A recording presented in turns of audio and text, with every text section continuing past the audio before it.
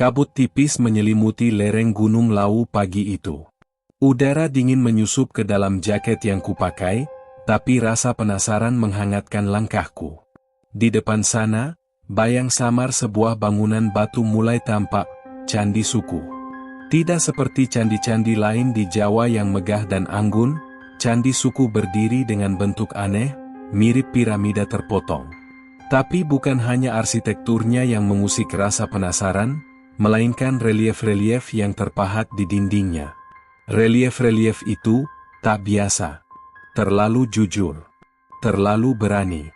Simbol-simbol alat kelamin manusia terpampang begitu saja, seolah-olah sedang menceritakan sesuatu yang selama ini disembunyikan sejarah.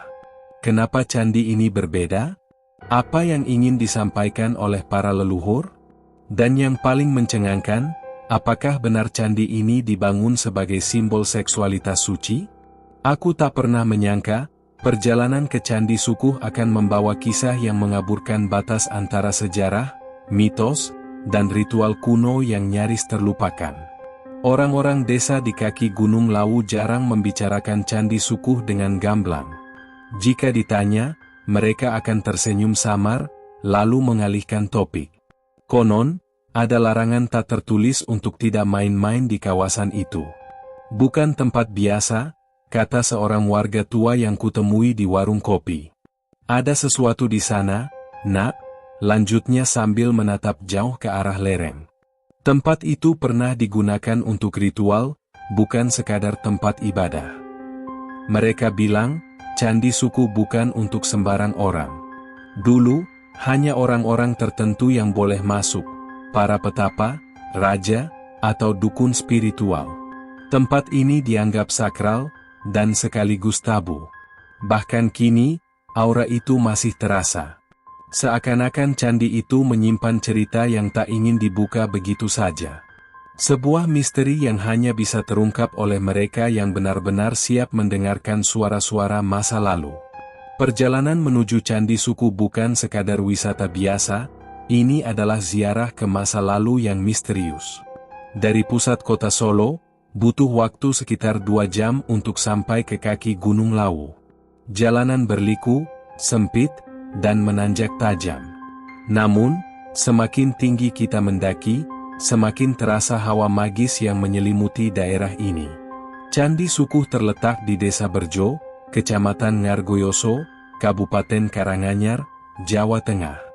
Ia tersembunyi di ketinggian sekitar 910 meter di atas permukaan laut, dikelilingi hutan dan kabut yang hampir selalu menyelimuti tempat ini. Tidak heran jika sejak dulu, tempat ini diyakini sebagai lokasi spiritual yang sakral. Begitu tiba di area parkir, pemandangan langsung menghipnotis. Hamparan hijau, aroma pinus, dan di kejauhan, struktur batu unik menyerupai piramida berdiri diam. Dari luar, Candi Suku tampak sederhana, tidak semegah Prambanan atau Borobudur, namun dari kesederhanaannya itulah daya tariknya muncul. Ia seperti menyembunyikan sesuatu.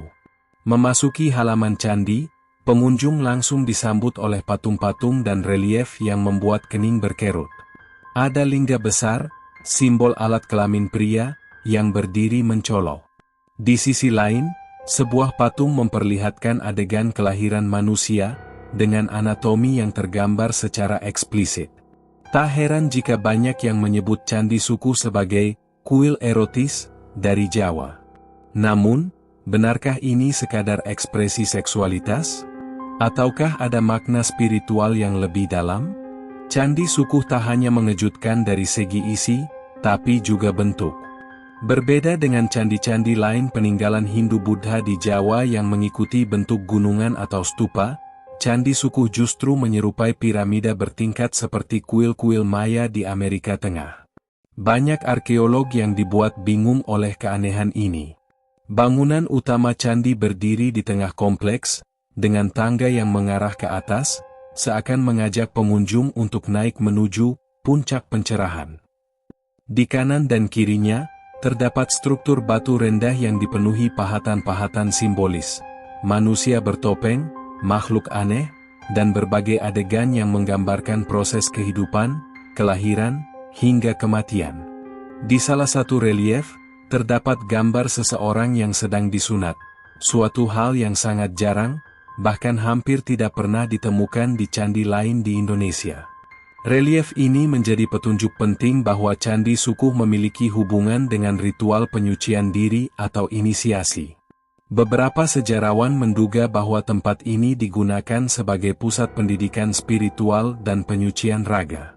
Seksualitas yang tergambar di candi bukan semata-mata erotisme, tapi bagian dari filosofi kesuburan dan keseimbangan hidup. Ada pula teori yang menyebutkan bahwa Candi Sukuh dibangun oleh penganut kepercayaan lokal yang sudah terdesak oleh pengaruh Hindu, Buddha, dan Islam. Karena itu, mereka menciptakan tempat suci yang berbeda, sesuai dengan pandangan spiritual mereka sendiri, bahwa tubuh manusia, kelahiran, dan seksualitas adalah bagian dari kesucian, bukan dosa. Namun sampai hari ini, misteri itu belum terpecahkan sepenuhnya. Siapa sebenarnya yang membangun Candi Sukuh? Dan mengapa mereka memilih tema yang begitu frontal dalam penggambaran simbol-simbolnya? Relief-relief di Candi Sukuh telah lama menjadi bahan perdebatan. Sebagian orang menganggapnya sebagai bentuk vulgar dari peradaban masa lalu. Namun, jika kita melihatnya dengan kacamata budaya dan spiritual, akan terbuka makna yang jauh lebih dalam. Salah satu relief paling mencolok adalah patung lingga, alat kelamin pria, berukuran besar yang berada di dekat pintu masuk. Di sekitarnya, terdapat gambar wanita yang sedang melahirkan. Kedua simbol ini tidak dibuat untuk mengundang syahwat, melainkan sebagai bentuk penghormatan terhadap siklus kehidupan, awal mula manusia dan kesucian proses kelahiran. Dalam kepercayaan kuno Jawa, terutama aliran kejawen, tubuh manusia adalah miniatur dari alam semesta. Seksualitas bukanlah sesuatu yang tabu, melainkan bagian penting dari keseimbangan kosmos. Unsur pria, lingga, dan wanita, yoni, dianggap sebagai kekuatan pencipta yang jika dipersatukan secara suci, akan membawa harmoni bagi kehidupan. Candi Sukuh dipercaya sebagai tempat pelaksanaan ritual inisiasi. Anak laki-laki yang memasuki usia dewasa akan menjalani upacara penyucian tubuh dan jiwa di tempat ini. Relief tentang sunat, adegan kelahiran, hingga manusia yang membawa simbol energi seksual bukanlah pornografi, melainkan bagian dari proses pendidikan spiritual. Mereka diajari bahwa tubuh bukan musuh jiwa, tapi jembatan menuju kesadaran ilahi. Ironisnya, pemahaman seperti ini justru dianggap tabu di era modern. Padahal leluhur kita sudah memahami pentingnya merayakan dan menyucikan tubuh sebagai bagian dari perjalanan hidup. Candi Sukuh dibangun pada abad ke-15, masa ketika kerajaan Majapahit mulai mengalami kemunduran. Situasi politik saat itu tidak stabil, dan pengaruh Islam mulai menyebar ke pelosok Nusantara. Di tengah kekacauan itu, muncul kelompok-kelompok spiritual yang berusaha melestarikan kepercayaan asli Nusantara, salah satunya melalui pembangunan candi-candi yang berbeda dari pakem umum. Sukuh adalah representasi perlawanan halus terhadap arus perubahan. Dengan simbol-simbol kesuburan, proses kelahiran, dan penyatuan kosmik, candi ini seperti ingin mengingatkan masyarakat, jangan lupakan asal-usulmu. Seksualitas bukan hal yang kotor, tapi suci bila dipahami dalam konteks spiritual. Namun lambat laun, pemahaman itu terkubur. Kolonialisme, modernisasi, dan pandangan moral barat menjadikan Candi Sukuh sebagai tempat yang memalukan. Bahkan di era Hindia Belanda, banyak relief yang sempat ditutupi karena dianggap tak pantas. Sejumlah patung dipindahkan, dan narasi spiritual diubah menjadi sekadar kisah, candi erotis. Hari ini, Candi Sukuh menjadi ironi budaya. Di satu sisi, ia menjadi daya tarik wisata. Tapi di sisi lain, makna filosofisnya justru terlupakan. Orang datang untuk melihat keanehan, bukan untuk memahami pesan mendalam yang disampaikan leluhur. Namun masih ada harapan. Sejumlah akademisi, budayawan, dan spiritualis lokal kini mulai mengangkat kembali makna-makna tersembunyi dari Candi Sukuh. Mereka mengajak masyarakat untuk melihatnya bukan dengan nafsu, tapi dengan hati dan pemahaman. Candi Sukuh bukan kuil erotis. Ia adalah kuil kehidupan. Saat matahari mulai condong ke barat, bayangan bangunan batu Candi Sukuh memanjang di pelataran. Dalam diamnya, batu-batu tua itu seolah berbisik. Mereka tidak menuntut dipuja, tidak juga menakut-nakuti. Mereka hanya menyimpan pesan. Sebuah pesan dari masa lalu yang menunggu untuk dipahami.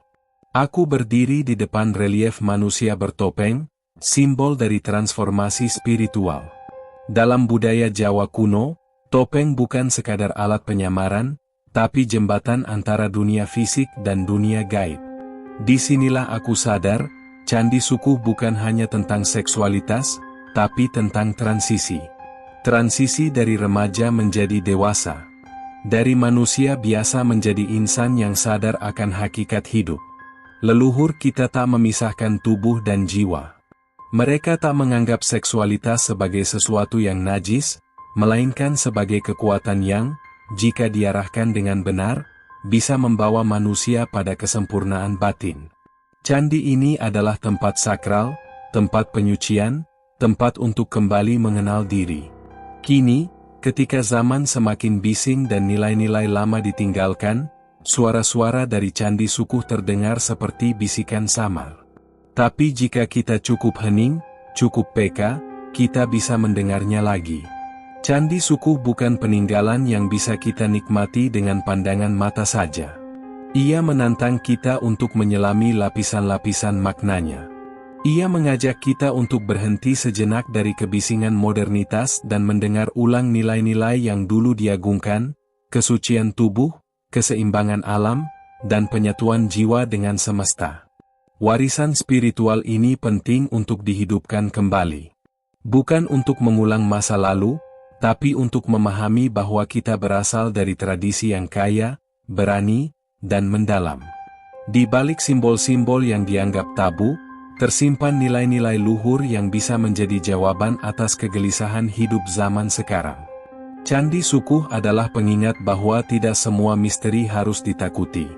Sebagian justru harus dipelajari dan dihormati.